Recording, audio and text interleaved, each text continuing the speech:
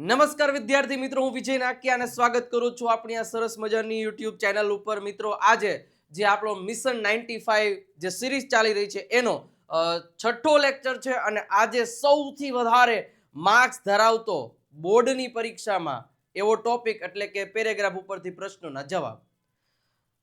Commerce વાળા અને arts વાળાને ઓલમોસ્ટ 28+ માર્ક્સ મળી શકે એમ છે. ઓકે, અને સાયન્સ વાળાને થોડાક ઓછા, કારણ કે ઓબ્જેક્ટિવ વધારે આવે છે એટલા માટે. બટ હા, એને પણ પેરેગ્રાફ ઉપરથી પ્રશ્નનો જવાબ એમસીક્યુમાં ઘણી વાર હોય છે અને ઓમાં પણ હોય છે. તો બંને માટે આ ખૂબ જ ઉપયોગી ટોપિક છે. તો ખાસ આ લેક્ચરને અંત સુધી જોજો, એટલે તમારે પ્રશ્નનો જવાબ એવું ન હોય કે પેરેગ્રાફ ઉપરથી ગમે લાઈન મૂકી દો એટલે હાલે, એમ ન હોય. ખરેખર એની સાચી રીત છે લખવાની. એ રીત તમને ખાલી સમજાવી દઉં. અને ઘણા લોકોને ઘણીવાર પ્રશ્નમાંથી જવાબ મળતો નથી, તો કઈ રીતે શું કરવું એ તમામ પ્રકારની માહિતી આજના લેક્ચરમાં મળવાની છે. ઓકે, તો શરૂઆત કરીએ એની પહેલા એક લાઈક નું બટન દબાવી દેશો, એક સબસ્ક્રાઇબ નું જુઓ તો નથી દબાવ્યું તો સબસ્ક્રાઇબ નું બટન દબાવી દો અને તમારા મિત્રો સુધી શેર કરી દેજો અને રેડ હાર્ટ કમેન્ટ સેક્શનમાં આપી દેજો. ઓકે, શરૂઆત કરીએ. ઓકે, હવે આ તમને બધાને ખબર જ છે, વિજય નાકિયા ગુરુ ઓફ ગુજ્જુ નામની એપ ડાઉનલોડ કરી લ્યો.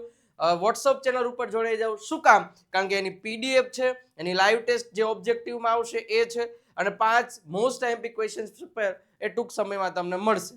તો આ બંને વસ્તુમાં જોડાઈ જાજો. ઓકે, હવે સાહેબ, મારે ક્વેશ્ચન આન્સર પેરેગ્રાફ ઉપરથી પ્રશ્નોના જવાબ કેમ લખવાને એના માટે પહેલા મારે તમને ગુજરાતીમાં થોડુંક સમજાવવું છે કે આપણે અંગ્રેજીમાં પ્રશ્નોના જવાબ લખતી વખતે શું ભૂલો કરીએ છીએ. સૌથી પહેલા તો તમને હું એક વાત કહું ને, તો જ્યારે આપણે ગુજરાતીમાંથી જવાબ આપીએ, તમને કોઈ પ્રશ્ન પૂછે, જનરલ જ સમજજો. હું તમને પૂછું શું તમે વિદ્યાર્થી છો, તમે શું કહેશો? હા, હું વિદ્યાર્થી છું. શું તમે ગઈકાલે નિશાળે હતા? તો તમે શું કહેશો? હા, હું ગઈકાલે નિશાળે હતો. જો નહોતા તો તમે એમ કહેશો કે ના, હું ગઈકાલે નિશાળે ન હતો. શું તમે 10 વર્ષ પછી જોબ કરશો, બિઝનેસ કરશો? તો તમે શું કહેશો? હું 10 વર્ષ પછી જોબ કરીશ, હું બિઝનેસ કરીશ, હું જે કાંઈ પણ કરીશ. તો આ ત્રણ સેન્ટેન્સ ઉપરથી એક વસ્તુ નક્કી થઈ કે મેં તમને પ્રેઝન્ટ ટેન્સમાં પ્રશ્ન પૂછ્યો તો તમે જવાબ એ પ્રેઝન્ટ ટેન્સમાં આપ્યો. મેં પ્રશ્ન તમને પાસ્ટમાં પૂછ્યો તો તમે મને પાસ્ટમાં જવાબ આપ્યો. મેં તમને પ્રશ્ન ફ્યુચરમાં પૂછ્યો તો તમે મને જવાબ ફ્યુચરમાં આપ્યો. એ તો ઓબ્વિયસ વાત છે ને. તો આવું જ હોય છે. પણ જ્યારે આપણે ક્વેશ્ચન આન્સર લખીએ છીએ, પ્રશ્નના પેરેગ્રાફ ઉપરથી પ્રશ્નના જવાબ લખીએ છીએ, એટલે એમાં આપણે આ ભૂલ કરીને બેસીએ છીએ. હવે માની લ્યો કે પેરેગ્રાફ પ્રેઝન્ટ ટેન્સમાં આપ્યો અને તમને પ્રશ્ન ભૂતકાળમાં પૂછ્યો તો એને શું કર્યું હતું, અને ઓમાં તો એમ કીધું હોય જે તો પેરેગ્રાફ તો જે ચેપ્ટર પ્રમાણે હોય, યુનિટ પ્રમાણે હોય, એ જ રીતનો બેઠે બેઠો છાપ્યો, એમાં કઈ તમને ભૂતકાળમાં ફેરવી ન આપ્યો હોય. સમજી ગયા? હું તમને એક ઉદાહરણ આપું કે ભાઈ, ઘણીવાર આપણે કોઈ એવા યુનિટ હોય કે એક સ્ટોરી વાળું યુનિટ હોય કે અત્યારે જે છે મગનભાઈ છે એ કેરી ખાવા જાય છે, તે 5 કેરી તોડે છે અને ઘરે લઈ આવે છે. એ વર્તમાન કાળમાં એમાં પેરેગ્રાફ આપ્યો અને તમને પૂછ્યું મગનભાઈ કેટલી કેરી તોડીને લાવ્યા, અને તમે જવાબ શું લખ? મગનભાઈ 23 કેરી તોડીને લાવે છે. અરે નહીં, લાવ્યા, કારણ કે તમને ભૂતકાળમાં પૂછ્યું છે. તો એ વસ્તુ સમજો. અહીંયા જો તમને ઘણા બધા પ્રશ્નના જવાબ આપ્યા, તમે જુઓ. શું રમેશ શિક્ષક છે? હા, રમેશ શિક્ષક છે. નથી તો ના, રમેશ શિક્ષક નથી. શું રમેશ ઓફિસે હશે? હા, રમેશ ઓફિસે હશે. ના, રમેશ ઓફિસે નહીં હોય. શું રમેશ ઓફિસે જઈ રહ્યો છે? હા, રમેશ ઓફિસે જઈ રહ્યો છે. અને ના, રમેશ ઓફિસે જઈ રહ્યો. તમને જે કાળમાં પૂછ્યો એ જ કાળમાં જવાબ આપ્યો છે. તમે જો પ્રોપર વેમાં જવાબ આપ્યો છે. શું રમેશ શિક્ષક હતો? હા, રમેશ શિક્ષક હતો. ના, રમેશ શિક્ષક ન હતો. જોજો, કર્તાથી શરૂઆત થઈ છે બધી વસ્તુ. સમજો, રમેશ ગીત ગાય છે? હા, રમેશ ગીત ગાય છે. ના, રમેશ ગીત ગાતો નથી. તો જે કાળમાં પ્રશ્ન પૂછ્યો એ જ કાળમાં જવાબ આપ્યો છે. ઓકે, શું રમેશ છે? રમેશ શું છે? તો રમેશ શિક્ષક છે. જોયું, જવાબ આપ્યો, રમેશ શિક્ષક છે. રમેશ ક્યાં છે? ક્યાં છે? તો રમેશ શું કહેવાય, આપણે એમ કેવું હોય કે રમેશ ક્યાં હશે, તો આપણે એમ કહી શકીએ કે રમેશ બગીચામાં હશે. બગીચામાં હશે. રમેશ ક્યારે આવશે? તો રમેશ 4 વાગે આવશે. રમેશ શું હતો? શું રમેશ શિક્ષક હતો?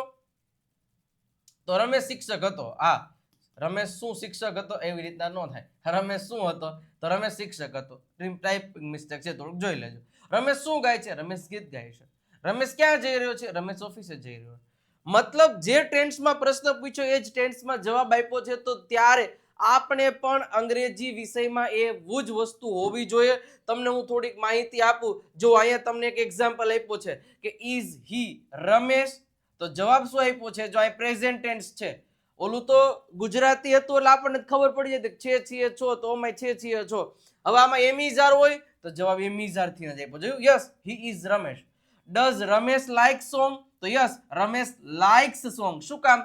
કારણ કે પ્રેઝન્ટ, જો થોડુંક ટેન્સ નું નોલેજ હોવું જોઈએ તમારી પાસે. 12માં છો તો થોડુંક ટેન્સ નોલેજ, જો ન હોય ને તો ખરેખર મારા simple present tense, simple past tense અને ક્વેશ્ચન આન્સર નો એક ટોપિક જોઈ લેશો ને, સ્પોકન ના છે પણ તમને ખૂબ જ હેલ્પફુલ થશે કે તમને કોઈ પ્રશ્નમાંથી જવાબ કેવી રીતે લખવો ને એ એમાં તમને સમજાવેલું છે.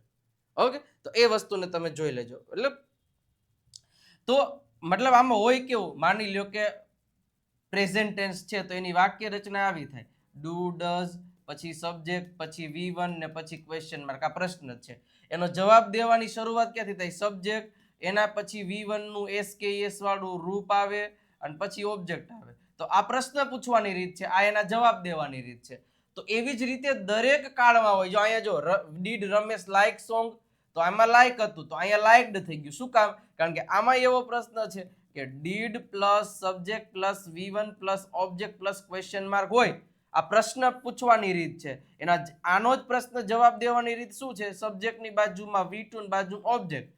તો જ્યારે ડીડ હોય ત્યારે જવાબ V2 થી જ દેવાનો હોય, જ્યારે ડુડઝ હોય ત્યારે જવાબ V1 થી જ દેવાનો હોય.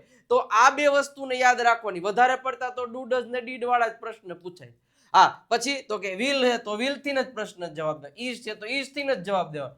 બાકી બધાના હેલ્પિંગ વર્બમાં કોઈ તકલીફ નહીં પડે. તકલીફ તમને આટલામાં પડશે. રેડી? તો જુઓ, ડઝ રમેશ લાઈક? તો યસ, રમેશ લાઈક્સ. શું કામ લાઈક્સ થઈ ગયું? કારણ કે અહીંયા હી સી ઇટ કે એક વચન નામ હોય ત્યારે SKS વાળું રૂપ થાય. અહીંયા જુઓ, did Ramesh like song? Yes, Ramesh લાઇક્ડ song થઈ ગયું. શું કામ? કારણ કે ડીડ હતું એટલા માટે. હવે એમ નહીં કહેવાનું yes Ramesh did like song, નહીં. ડીડ છે ને એ જવાબ દેતી વખતે નીકળી જાય છે. ડુ, ડઝ અને ડીડ આ ત્રણ એવા શબ્દો છે કે જવાબ દેતી વખતે એમાંથી નીકળી જાય છે. અને બાકીના જે એમિઝાર હોય, વોઝવર હોય, એ ત્રણ સિવાય, આ ત્રણ સિવાયના બાકી બધા જવાબ દેતી વખતે આવે છે. ધ્યાન રાખવાનું છે. ઓકે, હવે સાહેબ આગળ વધીએ એની પહેલા ફ્રી સ્પોકન ઇંગ્લિશ સિરીઝ ટૂંક જ સમયમાં શરૂ થવા જઈ રહી છે. મતલબ કે 23 માર્ચથી. બે ચેનલને સબસ્ક્રાઇબ કરેલી રાખજો, ગુરુ ઓફ ગુજ્જુ અને વિજય નાક્યા નામની, કારણ કે આ બંને ચેનલ ઉપર જોરદાર પ્રેક્ટિસ કરાવવામાં આવશે. ઓકે, હવે એક પેરેગ્રાફ આપ્યો છે, જો સરસ મજાની રીતે તમને સમજાવું. હા, પેલા તો મારે તમને એ કેવું, જેટલા પણ WH વાળા શબ્દો છે ને, માની લ્યો કે હાવ મેની થી પ્રશ્ન પૂછ્યો હોય ને, હાવ મેની થી, એટલે સમજી લેવાનું કે તમારે જવાબમાં છે ને સંખ્યા દેવાની થાય, ગમે એ થાય. જે આપણે ઓલો WH ક્વેશ્ચન વાળો પ્રશ્ન ઓલું મેં વિડીયો બનાવ્યો હતો, તમે જોયો હોય તો, કે અંડરલાઈન વાળા ક્વેશ્ચન્સ વાળો જોયો હતો ને, એમાં મેં દરેક શબ્દ લખ્યો હતો કે હાઉ મેની થી પ્રશ્ન પૂછે તો સંખ્યા. તો જવાબ હંમેશા, ઘણીવાર એ પ્રશ્ન થાય કે કયા શબ્દનો મિનિંગ શું થાય એ નથી ખબર હોતી. હવે તમને હાઉ મેની થી પ્રશ્ન પૂછ્યો હોય અને નીચે કે તમે સંખ્યા જ ન લખી હોય તો એમ ન હાલે ને. હાઉ મેની શું કામ પૂછાય? પ્રશ્ન પૂછવા માટે. શું જાણવા માટે પ્રશ્ન પૂછાય? સંખ્યા જાણવા માટે. પછી એવી જ રીતના વુઝ થી પૂછાય તો એક સંબંધ જાણવા માટે પ્રશ્ન પૂછાય. પછી વિચ થી પૂછાય તો કયો, કઈ, કયા, which pen do you use, તમે કઈ પેન વાપરો? તો આઈ યુઝ રેડ પેન. જે કઈ પણ છે. તો એવા દરેક પ્રકારના, જેમ કે વેર છે તો વેર છે એ જગ્યા પૂછવા માટે જ થાય. પછી વેન છે તો એ સમય પૂછવા માટે જ થાય. તો આવા દરેક પ્રકારના શબ્દો છે એ ખબર હોવી જોઈએ કે ભાઈ વેન થી પ્રશ્ન પૂછ્યો એટલે આખા પેરેગ્રાફમાં મારે સમય ગોતવો પડે, કયો પ્રકારનો સમય પૂછ્યો છે. વેર થી પ્રશ્ન પૂછ્યો એટલે મારે એના જવાબમાં જગ્યાની જ માહિતી કરવાની હોય. જો તમને એક્ઝામ્પલ આપું, પેલા પેરેગ્રાફ વાંચી લેવાનો આખો એક વખત, જ્યારે પ્રશ્નોના જવાબ લખો ત્યારે. A far back as I can remember, Walt was drawing. The first money he ever made was a nickel. હવે નિકલ છે એટલે $5 સેન્ટ, 5 સેન્ટ થતા. આપણે તમે સ્ટોરી સમજ્યા હોય તો એ પ્રમાણે, બરોબર છે. For a sketch of neighbor's house, જે એના નેબર એટલે કે પાડોશીના ઘોડાનું એક ચિત્ર સ્કેચ બનાવ્યું હતું, એ વેચ્યું હતું તો એના 5 સેન્ટ વોલ્ટભાઈને મળ્યા હતા. He studied cartooning in Chicago. એ કાર્ટૂનિંગ ક્યાં શીખાતા? શિકાગોમાં. And then started a little animated cartoon company in Kansas City that flop, A flop ગઈ હતી કેન્સસ સિટીમાં એ શીખાતા. હવે પ્રશ્ન જોવાનો, હવે હાઉ મચ થી પ્રશ્ન પૂછ્યો છે. હાઉ મચ મની એટલે કેટલા રૂપિયા did volt earn from his sketch, એના સ્કેચમાંથી કેટલા. હવે કાંઈ નહીં કરવાનું, સૌથી પહેલા જ્યાં હેલ્પિંગ વર્બ હોય ને એની બાજુમાં શું હોય, સબ્જેક્ટ હોય. હવે તમે પ્રશ્ન વાંચો, હવે પ્રશ્ન વાંચો એટલે તરત તમને આમાં જવાબ મળી જાય કે ભાઈ સ્કેચના કેટલા, સ્કેચ શબ્દ અહીંયા આવ્યો એટલે એની આગળથી ફૂલ સ્ટોપ થી લઈ અને અહીં સુધી મૂકી દે. The first money he ever made was a nickel for a sketch for neighbouring house, એમ મૂકી દો. હારો માણા હોય તો માર્ક આપી દે, પણ જો ચાય પીધા વગરના પેપર ચેક કરવા બેઠો એટલે માર્ક ઉડાડે હોતો. તો આની સાચી જવાબ દેવાની રીત છે શરૂઆત વોલ્ટ થી કરવાની, કે વોલ્ટ. હવે ડીડ છે, હવે ડીડ થી પ્રશ્ન પૂછાય એની બાજુનું ક્રિયાપદ હોય ને V2 થઈ જાય એટલે શું થઈ જાય, અર્નડ. શું થઈ જાય, અર્ન્ડ. વોલ્ટ અર્ન્ડ કેટલા સેન્ટ, તો કે સોરી અ નિકલ એમ લખવાનું. વોલ્ટ અર્ન્ડ અ નિકલ, બરોબર છે. હાઉ મચ કીધું ખબર છે ને, કે Walt earned a nickel from his sketch. બસ આટલો જ જવાબ દેવાનો એટલે તમારો 1 માર્ક મળી જાય. તમે શું લખતા હતા, અહીંથી અહીંયા સુધીનું જીકી દીધું, એટલું બધું તમને પૂછ્યું. આ નિકલ કમાનો તો ભાઈ એના સ્કેચમાંથી, બસ ધેટ્સ ઇટ. બીજી કોઈ માથાકૂટ જ નથી કરવાની. ઓકે, બીજો પ્રશ્ન પૂછો, વેર એટલે મને ખબર પડી જાય કે વેર એટલે જગ્યા જવાબ દેવાનો. પણ પ્રશ્ન વાંચો, વેર ડીડ વોલ્ટ, ડીડ આવે એટલે ભૂતકાળની વાત થાય.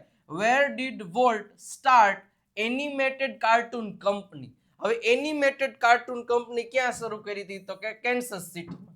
તો આપણે શું લખશું કે ક્યાંથી જ he studied cartooning in Chicago and then he started a little animated cartoon company in Kansas City that flopped. આવું લખી નાખીએ એટલે ખોટું પડે આપણો, હવે માર્ક વયો જાય. કા સાહેબ મારો જવાબ તો આવી ગયો, એટલે એમ તો તમે આખો પેરેગ્રાફમાં જવાબ તો હોય તો તમે આખો લખી નાખો હાલે, એમ નો હોય સાહેબ. હવે જવાબ દેવાની શરૂઆત ક્યાંથી કરવાની, પૂછ્યું એટલો જ જવાબ દેવાનું, વધારે દોઢું થવાનું નહીં. દોઢા થયા તો માર્ક કપાઈ જશે. ઓકે, તો હવે પહેલા તો વોલ્ટ, શરૂઆત ક્યાંથી કરવાની, વોલ્ટ.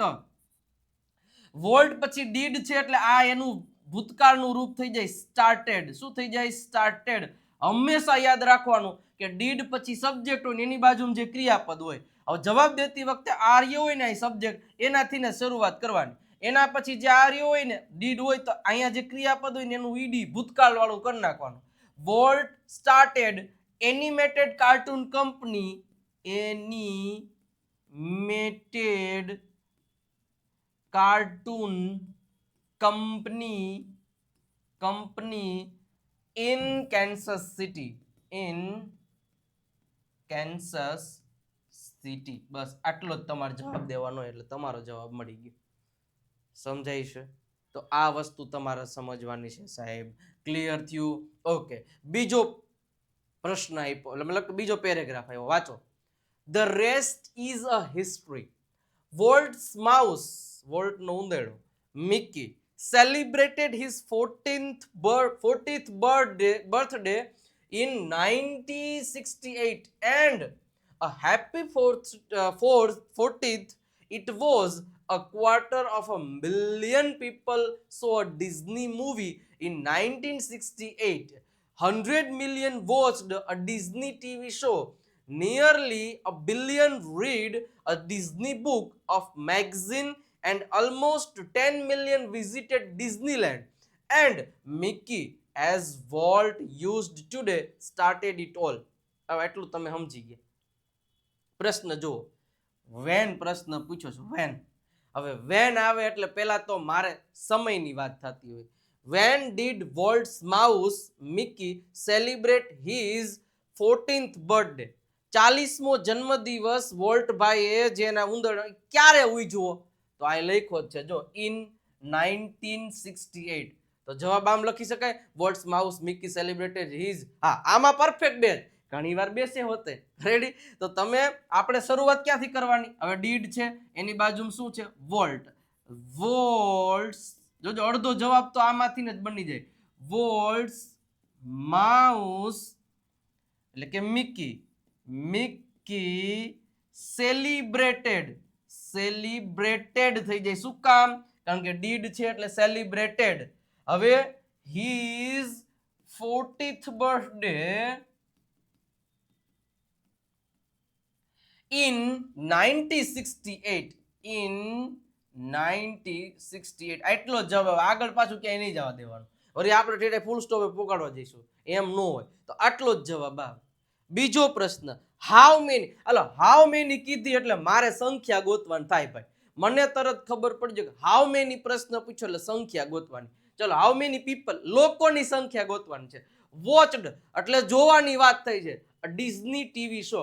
હવે જો અહીંયા તમને અ બિલિયન પીપલ આપ્યું છે, અહીંયા 100 મિલિયન આપ્યું છે, અહીંયા 10 મિલિયન આપ્યું છે. તો 3 પ્રકારની સંખ્યા છે. શું આમાં માર્ગમી મૂકી દેવાની? નહીં, પણ શું કીધું છે? કેટલા લોકોએ ડિઝની ટીવી શો જોયો?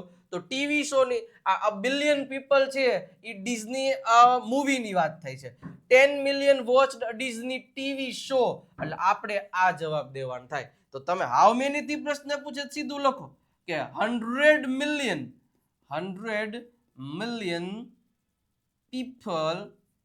people watched a Disney TV show. Ready? આ રીતે જવાબ લખવાનો થાય. ક્લિયર? સિમ્પલ તો છે, કાંઈ નથી. સીધા જવાબ જ લખવાનો હોય બોર્ડની પરીક્ષામાં. 12મા વાળો છો મારે તમને વધારે કંઈ કહેવાનું હોય નહીં. ઓકે, હવે જુઓ, હવે મેં ડાયરેક્ટ જવાબ લખી દીધા છે, બટ આપણે તોય સમજીએ. પેલા આખો પેરેગ્રાફ વાંચવાનો. આઈ met him at the station. He was carrying a cheap suitcase that contained all of his belongings.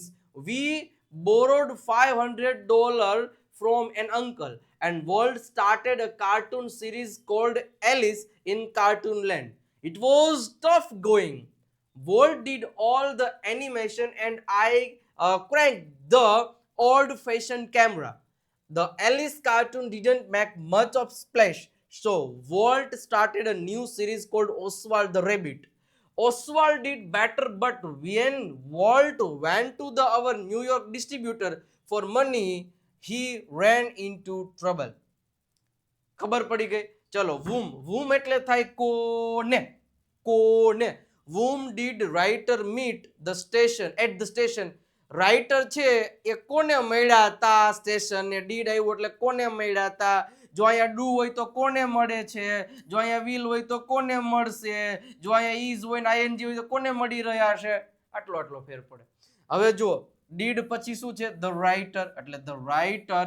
હવે અહીંયા મીટ છે તો મીટનું V2 મેટ થઈ જાય. રેડી? તો ધ રાઇટર મેટ કોને મળ્યા હતા? જો I met him at the station. આમાં વાત થાય છે વોલ્ટને મળવાની, બરોબર છે? તો the writer met Walt at the station. કોને મળ્યા? રાઇટર છે એ વોલ્ટને મળ્યા હતા સ્ટેશને. ઓકે, બીજું, why had Walt to start the series Oswald the rabbit? શા માટે જે પેલી ઓસ્વાલ્ડ ધ રેબિટ છે એ શરૂ કરવામાં આવી હતી? હેડ. ઓકે, તો Walt had to start the series Oswald the rabbit because. હવે જો જ્યારે વાય થી પ્રશ્ન પૂછે એટલે કારણ પૂછ્યું હોય તો આમાં કારણ શું છે કે શા માટે છે એને નવી સિરીઝ શરૂ કરવી હતી? The first cartoon series that he had made એને જે બનાવી હતી, it did not make good business. એને સારો એવો બિઝનેસ નહોતો કર્યો એટલે એને બીજી સિરીઝ બનાવવી પડી. ઓકે, તો આનો મિનિંગ આવો થાય. તો જે પ્રમાણે જવાબ આપ્યો એ જ કાળમાં એ જ પ્રમાણે એટલો જ જવાબ દેવાનો, વધારે જવાબ દેવાનો નહીં. ઓકે, એના પછીનું, when Nana left, Dr. Kamble said he does not perceive your nanny as dead. He has begun to live a double life. In fact, there is more of her and less of him. He has begun to think of himself as nanny. Whatever happens, it happens to her. She is one of who needs to be fed. She is the one of who feels thirsty.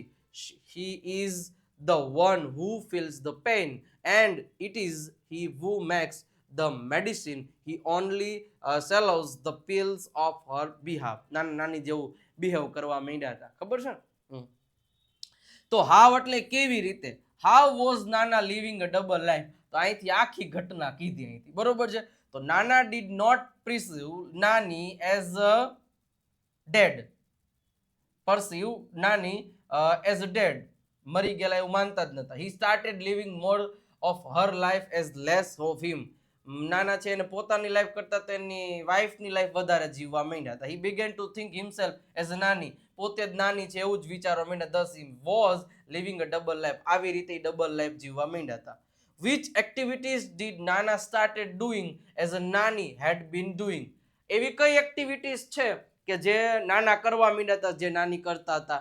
Okay, તો આ બધી ઘટના અહીંથી લઈને આ બધી ઘટનાઓ છે એ તમે એમાં લખી શકો છો કે એઝ્યુમિંગ હિમસેલ્ફ, એની જાતને એવું ધારવા માંડ્યા હતા એઝ અ નાની, whatever happen it happen to her, જે એને થતું તો એવું લાગતું કે નાનાને થાય છે, બરોબર. એટલે એવી અલગ અલગ બધી પ્રકારની આ પેઇન્સ છે કે જે પણ છે એ બધું એને ફીલ થવા લાગ્યું હતું. તો આ રીતે આખા મેઇન વસ્તુ તો સાહેબ એ જ હોય છે કે જે પ્રમાણે પૂછ્યું, જેટલું પૂછ્યું એટલો જ જવાબ દેવાનો હોય છે, એ જ સાચી રીત છે. ઓકે, અને સરસ મજાની રીતે 349 રૂપિયા પ્રાઇસ છે આપણી આ બુકની. ઓકે, આમાં તમને પેરેગ્રાફ મતલબ ટેન્સીસ છે એ બધી વસ્તુ આમાં આપેલી છે. બુકનો ઓર્ડર કરવા માટે નંબર ઉપર કોલ કે મેસેજ કરીને તમે બુકનો ઓર્ડર કરાવી શકો છો. બંને ચેનલને પ્લીઝ રિક્વેસ્ટ છે કે ગુરુ ઓફ ગુજ્જુ અને વિજય નાક્યા નામની ચેનલને સબસ્ક્રાઇબ કરી દેજો, મજા આવે તો, બરોબર છે. અને આનંદ આવતો હોય વિડીયોને લાઇક કરી દેજો. તેમજ ગુરુ ઓફ ગુજ્જુ આ ચેનલ અને ઇન્સ્ટાગ્રામ, ફેસબુક અને વોટ્સઅપ ચેનલમાં જોડાઈ જજો. હવે તમે બધા જાણો જ છો. તો આજનો લેક્ચર અહીંયા કમ્પ્લીટ થઈ જાય. આ જ પ્રમાણે પેરેગ્રાફ પરથી જવાબ લખજો તો તમારો એક પણ માર્ક કપાશે નહીં. ઓકે, મળીએ છીએ કંઈક નવા ટોપિક સાથે આવતીકાલે 7:30 વાગે. ત્યાં સુધી આવજો, બાય બાય, ટાટા.